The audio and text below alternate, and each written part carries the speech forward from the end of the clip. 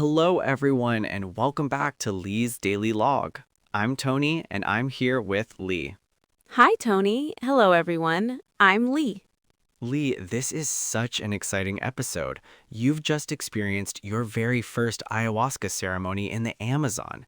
But before we dive into that incredible experience, can you tell our listeners what ayahuasca actually is? Of course, Tony. Ayahuasca is a sacred plant medicine that comes from the Amazon rainforest. Indigenous shamans have been using it for thousands of years for spiritual healing and guidance. That sounds fascinating. How does it work? Well, it's made from two specific plants that grow in the rainforest. When shamans combine and brew them together, they create a powerful medicine that helps people connect with their inner wisdom and heal emotional wounds. And people travel from all over the world to experience this? Yes, exactly. Many people come to Peru, like I did, to participate in these sacred ceremonies. It's not just about the medicine itself, but the whole spiritual journey. Curiously, speaking of the ceremony, I heard something amazing happened even before it started. Oh, yes, that was so surprising. Before the ceremony began, the shaman came to me and simply checked my pulse for just a few seconds. Just your pulse? Just my pulse. And then he looked at me and said, "Your mind is overheating. You think too much." I was absolutely amazed. He could tell that just from feeling your pulse? Yes, he was completely right. I do overthink everything about work, relationships, life in general. It showed me how much our physical body reflects what's happening in our mind. That must have made you feel like you were in the right place. It really did. It gave me confidence that these shamans have deep wisdom about the connection between body and spirit. So let's talk about your day before the ceremony. How did you prepare yourself? I woke up feeling nervous but excited. My body felt a bit tired and strange, but I spent time journaling to prepare my heart for the evening ceremony. Journaling, that's something you do regularly, right? Yes, I find it helps me connect deeply with myself. Living in this inconvenient environment without Wi-Fi and electricity has actually made me realize how much I value safety and comfort. That's an interesting insight. How did that help you prepare? Being uncomfortable made me understand what I truly need to feel secure. I kept telling myself, I am my own safe harbor. Inside me, there is always peace. That's beautiful. So what happened when the actual ceremony began?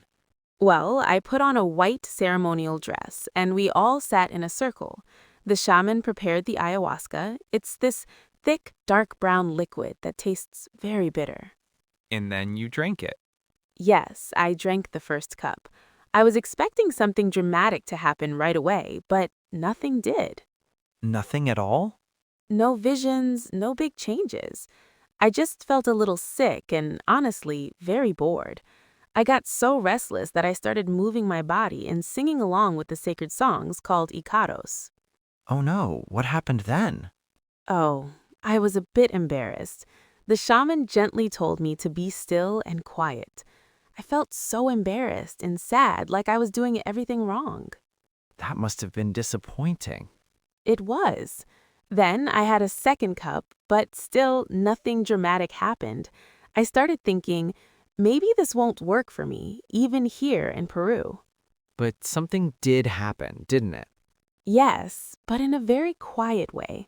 As I sat there in that disappointment, my mind started drifting to memories of my childhood. What kind of memories? I remembered being a very young girl, wanting to tell my mother something important, but I stopped myself. I realized it was because she was so sad after my grandmother died. That's such a profound realization. It was. I understood that even as a little child, I was already taking care of my mother's emotions instead of expressing my own needs. I've been afraid of her reactions my whole life. So you discovered this pattern that started when you were very young. Exactly. I also realized I wished my father had taken better care of my mother during that difficult time, so I wouldn't have felt responsible for her happiness. It sounds like the medicine was working in a different way than you expected. I think you're right. Instead of showing me colorful visions, ayahuasca was gently helping me understand my inner child and heal old wounds. Curiously, how do you feel about that experience now? Grateful, actually.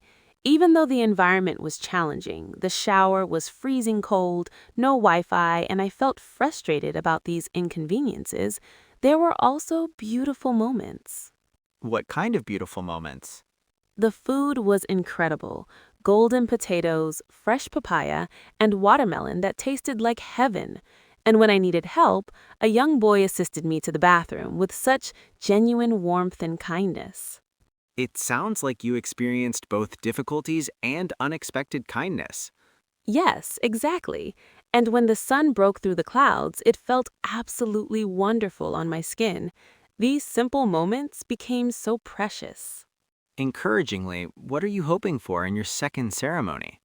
Hopefully, I have a clear intention now. I want to release all the emotions my inner child has been carrying. I want to live more freely and relaxed without being afraid of my mother or anyone else's reactions. That's such a beautiful intention. Gratefully, I'm grateful to everyone who supported me: the shaman, floor, all the staff, my fellow participants, the plant medicine itself, and of course, all our wonderful listeners. And this brings us to our question for everyone listening today. Yes, here's what I want to ask all of you. Think about a time when something didn't happen the way you expected it to. What quiet lesson or gentle realization did you discover in that space of disappointment? Sometimes our biggest growth comes not from dramatic moments, but from subtle insights that arrive in stillness. What a thoughtful question for everyone to reflect on. Thank you, Tony, and thank you everyone for listening. See you next time.